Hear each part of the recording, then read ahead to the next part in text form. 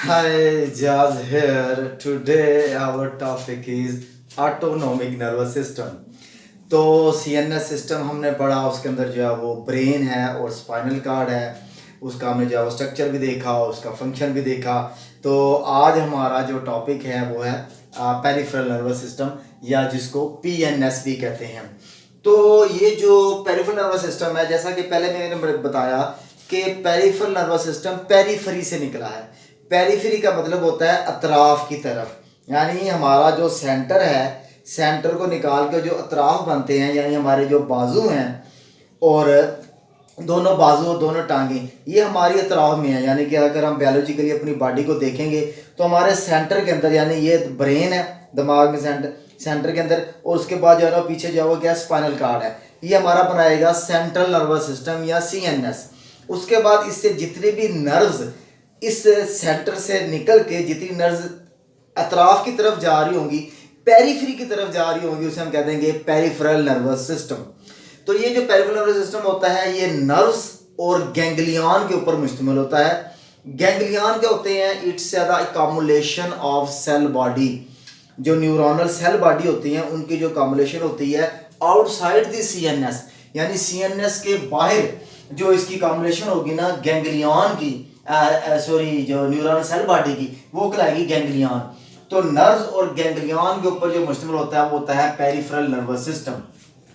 ये डायग्राम है, इसके अंदर जो है वो ये ऊपर क्या है सेंट्रल नर्वस सिस्टम, जिसके अंदर जो है वो ब्रेन दिखाया गया है। उसके बाद नीचे क्या है स्पाइनल कार्ड है। ब्रेन एंड स्पाइनल कार्ड के ऊपर तो मुश्तमिल आ गया सेंट्रल नर्वस सिस्टम, जिसको हम जो है वो CNS भी कहते हैं। उसके अलावा जो मैंने बताया कि जो साइड पे जो है वो नर्व जो निकलती हैं, यानी कि ऐसी नर्व जो कि निकलती हैं ब्रेन से या क्रेनियम से, वो कहलाती हैं क्रेनियल नर्व्स। और जो नर्व्स स्पाइनल कार्ड से ओरिजिनेट होती हैं या वहाँ पे जाके जो है वो मर्ज होती हैं, वो क्या कहलाती हैं? स्पाइनल नर्व्स कहलाती हैं। ह्यूमन के अंदर क्रेनियल नर्व्स के 12 पेयर्स होते हैं और जो स्पाइनल नर्व्स है इसके 31 पेयर्स होते हैं। तो ये जो क्रेनियल नर्व्स हैं, ये कुछ जो नर्व्स हैं, यानी जो 12 पेयर्स हैं उसमें कुछ जो नर्व्स हैं वो क्या कहते हैं सेंसरी हैं, कुछ नर्व्स जो है वो मोटर हैं, और कुछ जो नर्व्स हैं वो मिक्स्ड हैं। लेकिन जो क्या कहते हैं जो उसको स्पाइनल नर्व्स हैं, ये सारी की सारी क्या है? मिक्स्ड नर्व्स हैं। जैसे कि हमने स्पाइनल कार्ड में देखा, सेंसरी नर्व भी थी, मोटर नर्व भी थी, मिक्स्ड नर्व जो है वो बन रही थी। ठीक है, तो चाहे ये क्रेनियल नर्व्स हो चाहे ये स्पाइनल नर्व्स हो, ये दो पाथवे बनाएंगी। एक को पाथवे को हम कह देंगे सेंसरी पाथवे और दूसरे को हम कह देंगे मोटर पाथवे। सेंसरी पाथवे जो कि सेंसरी नर्व्स के ऊपर मुश्तमिल होगा, जो रिसेप्टर से नर्व इंपल्स को या इंफॉर्मेशन को कैरी करेगा towards the CNS, central nervous system की तरफ, यानी ब्रेन और स्पाइनल कार्ड की तरफ, वो कहलाएगा हमारा सेंसरी पाथवे जो कि रिसेप्टर से लेके जाएगा। दूसरा है मोटर पाथवे जो कि मुश्तमिल होगा मोटर नर्व्स के ऊपर, जो क्या करेगा कि CNS से यानी ब्रेन और स्पाइनल कार्ड से जो इंफॉर्मेशन है जो इफेक्टर्स की तरफ लेके जाएगा, वो क्या कहलाएगा मोटर पाथवे। ये जो मोटर पाथवे है या मोटर नर्व्स है, इसकी आगे जो है वो फर्दर दो डिवीजन है। एक डिवीजन है जिसको हम कहते हैं सोमैटिक नर्वस सिस्टम या सोमैटिक सिस्टम कह लें। सेकंड है ऑटोनोमिक नर्वस सिस्टम या जिसको हम ANS भी कहते हैं।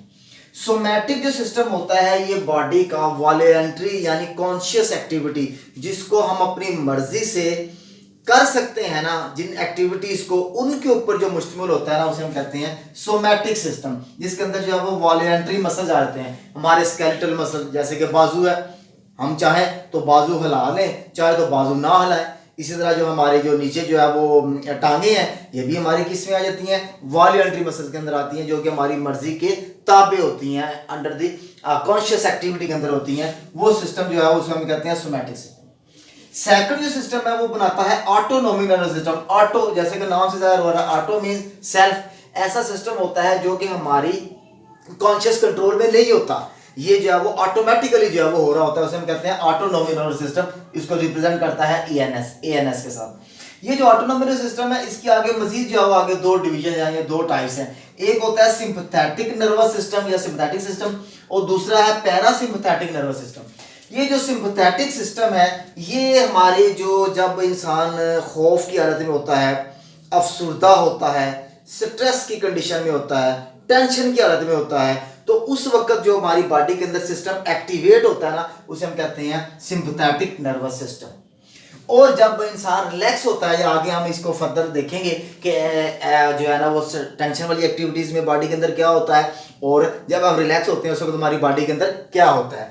अच्छा, पैरासिम्पैथेटिक जो नर्वस सिस्टम है ये क्या करता है, जब हम रिलैक्स होते हैं, ठीक है, कूल है, रिलैक्स है, उस वक्त हमारी जो सिस्टम है वो पैरासिम्पैथिक सिस्टम जो है वो एक्टिव होगा, ठीक है। और ये आमतौर पे जो इनवॉल्यूंटरी मसल्स हैं, जैसे कि कार्डियक मसल्स हो गया, हार्ट के जो मसल्स हैं उन पे इफेक्ट करेगा। उसके अलावा जो है क्या कहते हैं स्मूथ मसल्स हैं, हमारे जो स्टोमक के मसल्स हैं उनके ऊपर ये इफेक्ट करेगा, क्योंकि 3 तरह के मसल्स होते हैं। एक तो स्केलेटल मसल्स, उसमें आगे जो हमारे बाजुओं के ऊपर और टांगों के ऊपर होते हैं, इसे हम कहते हैं स्केलेटल मसल्स, ये तो हमारे कॉन्शियस कंट्रोल में आगे, वो इसके अंदर आगे। बाकी जो 2 मसल्स हैं, कार्डियक मसल्स और स्मूथ मसल, कार्डियक मसल जो हार्ट को बनाते हैं और स्मूथ मसल जो स्टोमक को बनाते हैं, उसके ऊपर जो है ना वो जो मुश्तमिल होता है वो ऑटोनॉमिक नर्वस सिस्टम है। उसके अलावा जो ग्लैंड्स हैं, जितने भी बॉडी के अंदर जो ग्लैंड्स हैं वो भी ऑटोनॉमिक नर्वस सिस्टम के अंदर आते हैं, उनको हम कंट्रोल नहीं कर सकते। जो पिट्यूटरी ग्लैंड की सिक्रीशन है या थायराइड ग्लैंड है, उसने ऑटोमेटिक है, वो बॉडी को स्टिमुलस मिलना है तो उसने जो है ना वो ऑटोमेटिकली सिक्रीशन जो है वो सिक्रीट कर देनी है। वो अगर हम चाहें और ना चाहें तो हमारी उसके ऊपर कोई जोर नहीं है, वो नहीं चल सकता, ठीक है। तो ये सिंपैथेटिक नर्वस सिस्टम ये पैरेलल चल रहे होते हैं। अब हम देखते हैं कि ये जो दोनों सिस्टम है ये बॉडी के अंदर जो है ना वो किस किस ऑर्गन को इफेक्ट करते हैं। ये जो है वो सारा सिंपैथेटिक सिस्टम मैंने बनाया है। ये दरमियान में ऑर्गन, कुछ ऑर्गन की मैंने डायग्राम बना दी है, कुछ की नहीं बनाई। किस ऑर्गन के ऊपर क्या इफेक्ट करेगा वो हम यहाँ पे देखेंगे। और उसके पैरेलल जो है वो क्या है, पैरासिम्पैथेटिक सिस्टम है, जो कि आगे हम देखेंगे कि ये क्या काम करता है। सिंपैथेटिक पहले एक चीज है, सिंपैथेटिक सिस्टम में हमें एक बॉडी को एक्टिवेट करना है, इमरजेंसी सिचुएशन के लिए तैयार करना है, स्ट्रेसफुल कंडीशन के लिए तैयार करना है, ठीक है। तो यानी कि ये जो है ना वो fight and flight response, fight and flight यानी कि लड़ना या भाग जाना।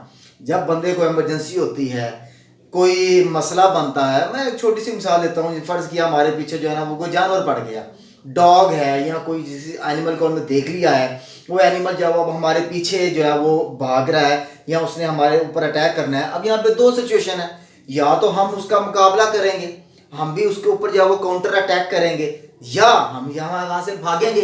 जब हम देखेंगे कि नहीं हम इस एनिमल का मुकाबला करना बेवकूफ़ी है तो हम वहाँ से भागेंगे, तो उसमें भी हमारी बॉडी के अंदर सिंपैथेटिक सिस्टम एक्टिवेट होगा, ठीक है।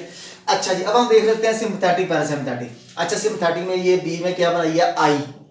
सिंपैथेटिक सिस्टम में प्यूपल डायलेट कर जाती है। हमारी प्यूपल क्या है, यानी कि आई है, आई के अंदर ये व्हाइट पोर्शन है, व्हाइट के अंदर एक ब्लैक पोर्शन है जो हमें नजर आ रहा होता है। इसके अंदर भी एक जो है ना वो सर्कल सा होता है जो क्या कहलाता है, प्यूपल कहलाता है। यानी ये जो सर्कल है ना, ये छोटे वाला सर्कल, ये क्या है, प्यूपल है। ये जब सिंपैथेटिक सिस्टम एक्टिवेट होता है, यानी बंदा परेशान है, टेंशन में है, तो ये जो प्यूपल है ये डायलेट कर जाएगी, यानी फैल जाएगी, ठीक है। तो लेकिन जब पैरासिम्पैथेटिक सिस्टम होता है तो ये जो प्यूपल है ये कंस्ट्रिक्ट हो जाती है, तो इसका मतलब ये रिलैक्स एक्टिविटी है। अच्छा जी, उसके बाद सिंपैथेटिक सिस्टम में जो हमारे सलाइवरी ग्लैंड्स हैं, हमारे जो है ना ये मुंह के अंदर जो सलाइवरी ग्लैंड होते हैं जो सलाइवा प्रोड्यूस करते हैं, ये क्या करते हैं, इनहिबिट हो जाते हैं। वो ये बंदे का मुंह सूख गया, ये बंदा के जो है ना वो देखा कि वो बंदा बड़ा परेशान था, या घबराहट होती है, जब बंदा घबरा रहा होता है, घबराहट में होता है, तो क्या होता है, उसका जो है ना वो कहता है यार इसका तो मुंह ही सूख गया। तो वहाँ पे क्या है, सलाइवरी ग्लैंड की इनहिबिशन हो जाती है। क्यों, सिंपैथेटिक सिस्टम में बंदा परेशान है, टेंशन में है, स्ट्रेस में है। उसके बाद जो ब्रोंकाई है, हमारे जो एयर पैसेज वेज है या लंग्स हैं, लंग्स क्या करते हैं, ये ओपन हो जाते हैं, यानी कि जो ब्रोंकाई है ये जरा ओपन हो जाती है, डायलेट कर जाती है, जिससे ऑक्सीजन ज्यादा अंदर आएगी, सांस चढ़ जाना। यार बंदा जो है ना वो देखा जी उसको जो है वो सांस चढ़ गया, तो वो क्या है, टेंशन वाली कंडीशन है, ब्रोंकाई जो है वो ओपन हो जाएगी, ठीक है, जो सांस की नालियां वो ओपन हो जाएगी। हार्ट बीट एक्सरेट, ठीक है जी, दिल की धड़कन तेज हो जाएगी, हार्ट बीट जो है वो फास्ट हो जाएगी। यार आपने अक्सर जो है वो इसका मुशाहिदा भी किया होगा अपने डेली लाइफ के अंदर, एक्सेलेरेट हार्ट बीट जो है वो क्या एक्सेलेरेट हो जाती है। उसके अलावा जो हमारा स्टोमक है वो इनहिबिट हो जाती है, यानी उसकी जो चर्निंग है, जो स्टोमक की जो मूवमेंट है, फूड को जो डाइजेस्ट करने का जो प्रोसेस है वो स्लो हो जाएगा, वो इनहिबिट हो जाएगा जब बंदा टेंशन में होगा, जब उसका सिंपैथेटिक सिस्टम एक्टिव होगा, ठीक है। उसके बाद लिवर के ऊपर क्या इफेक्ट होगा, ग्लूकोज रिलीज हो जाएगी। लीवर धड़ जो ग्लूकोज है उसको मेटाबोलाइज करके जो है वो ब्लड की तरफ जो है भेज रहा होगा, क्योंकि आगे अगर हम जो है वो भाग रहे हैं या हम किसी आप फाइट कर रहे हैं, किसी के साथ लड़ रहे हैं, तो सारे मसल से मूव करना है, मसल्स को एनर्जी चाहिए। एनर्जी कहाँ से आनी है? ब्लड से, ग्लूकोज से। तो ग्लूकोज को जो है ना वो मेटाबोलाइज करने का काम किसे करना है? लीवर ने। तो लीवर क्या करेगा? ग्लूकोज को रिलीज करेगा ब्लड के अंदर उस इमरजेंसी सिचुएशन से लड़ने के लिए। उसके बाद जो एड्रिनल ग्लैंड है, हमारा जो किडनी है, किडनी के ऊपर जो है वो ग्लैंड्स का एक ग्लैंड मौजूद होते हैं जिसको हम एड्रिनल ग्लैंड कहते हैं। ये क्या करेगा? Stimulate secretion. Adrenal gland adrenaline produce करेगा। एड्रिनालिन भी ऐसा जो है वो न्यूरोट्रांसमीटर है, ऐसा हार्मोन है जो कि बॉडी को इमरजेंसी सिचुएशन के लिए प्रिपेयर करता है, ठीक है। उसकी सिक्रीशन क्या हो जाएगी? ब्लड के अंदर बढ़ जाएगी। उसके अलावा जो हमारी इंटेस्टाइन्स हैं, इंटेस्टाइन के अंदर इनहिबिट मोटिलिटी, यानी जो इंटेस्टाइन की मोटिलिटी है, जो वेस्ट मैटर है या हमारी जो इंटेस्टाइन की मूवमेंट है वो क्या हो जाएगी? इनहिबिट हो जाएगी। बंदे को कॉन्स्टिपेशन हो जाएगी, ठीक है। उसकी जो इंटेस्टाइन्स है वो प्रॉपर्ली काम नहीं करेंगी, उसकी मोबिलिटी जो है वो इनहिबिट कर जाएगी।